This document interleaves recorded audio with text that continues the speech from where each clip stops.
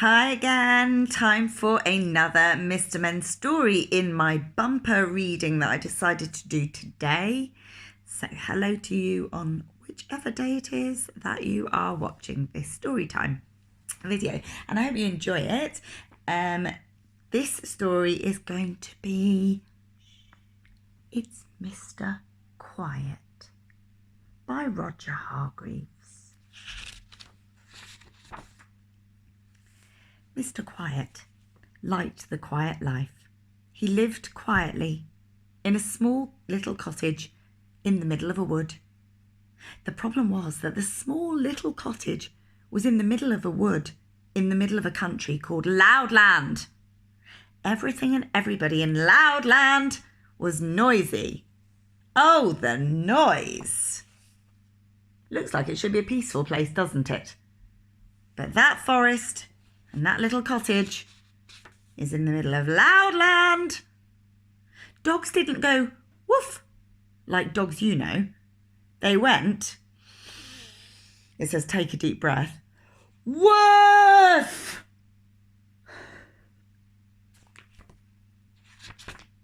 People didn't shut the doors like you or I would shut our doors. They slammed them. Bang! People didn't talk to each other. They shouted at each other. Hello!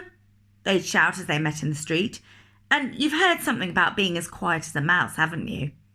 Not in Loudland. They had the noisiest mice in the whole world. Squeak! Squeak! Those mice would roar at each other, look. Mr. Noisy would have loved living in Loudland. He'd have loved it. But Mr. Quiet didn't. Noise frightened him. So he stayed in his cottage in the middle of his wood as much as he could. But of course he couldn't stay there all the time. Every week, for instance, he had to go shopping.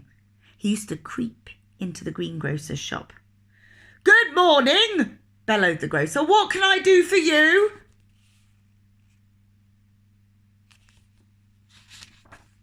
"Poor Mr. Quiet," he replied in a whisper. "Please," he whispered, "could I have some cornflakes, please?" "What?" "Cornflakes, please," he whispered. "Speak up!" Mr. Quiet tried. That's not a word, tried. Mr. Quiet tried his loudest whisper. "Cornflakes." "Can't hear you," cried the grocer. "Next, please." And poor Mr. Quiet had to creep away without any cornflakes. It wasn't fair, was it? Sorry, it was just the grocer, not the greengrocer. That shop. He crept into the butcher's. "Please," he whispered, "I'd like some meat." The butcher didn't even hear him. He was humming to himself loudly and fiercely. Mr. Quiet tried again. "Please," he whispered, "I'd like some meat." The butcher started to whistle. It sounded more like a burglar alarm than a regular whistle. Mr. Quiet fled, empty-handed. It often happened, which explains why he was so little. Poor Mr. Quiet. So he couldn't even get enough to eat.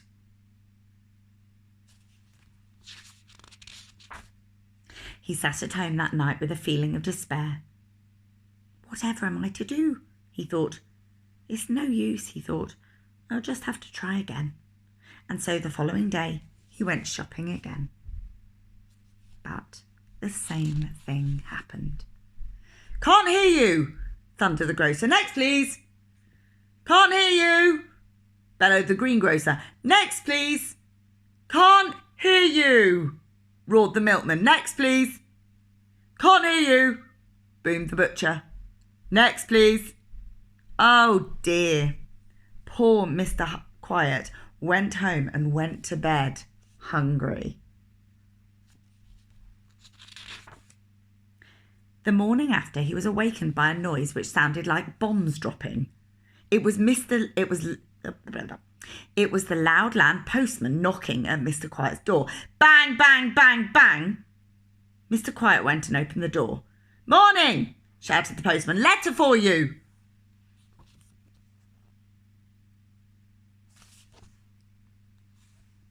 Mr. Quiet took the letter into his kitchen. He sat down to open it. He waited until the noise of the postman's footsteps died away. Clump, clump, clump, clump, clump. There he is, waiting to open his envelope. Waiting for some peace and quiet. Mr. Quiet opened the letter in great excitement. He'd never had a letter before. It was from Mr. Happy in Happyland. An invitation to stay. Mr. Quiet was overjoyed.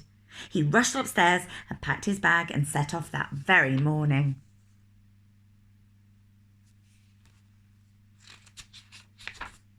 It was late when he arrived on Mr. Happy's doorstep. He knocked on Mr. Happy's door. Tap, tap, tap.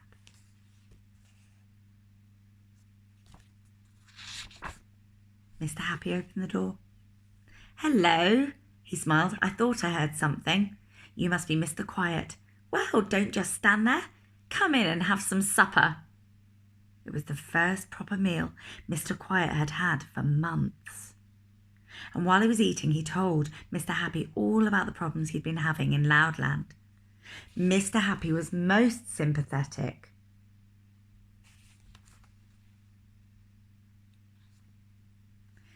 Over breakfast the following morning, Mr. Happy told Mr. Quiet that he'd been thinking about his problem.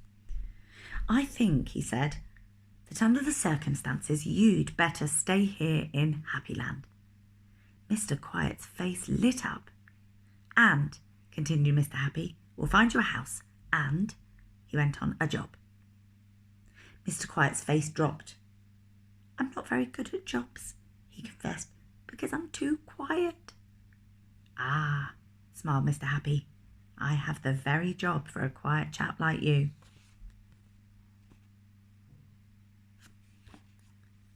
And so the very next day Mr. Quiet started work. And he loves it. Do you know where he works? He works in the Happy Lending Library. As you know, everybody who goes into a library has to be very quiet, and only speaking very, very quietly is allowed. What a clever idea of Mr. Happy's that was, wasn't it? And these days, Mr. Quiet is as happy as can be. Why, only the other day, do you know what he did on his way home from work? He was so happy, he laughed out loud. Can you imagine? Tee-hee-hee. Next, please. And that. I don't know why I'm showing you that because there is no picture. Is the end of Mr. Quiet by Roger Hargreaves. Oh, good. I do like a contented ending. Fantastic. Enjoy the rest of your day.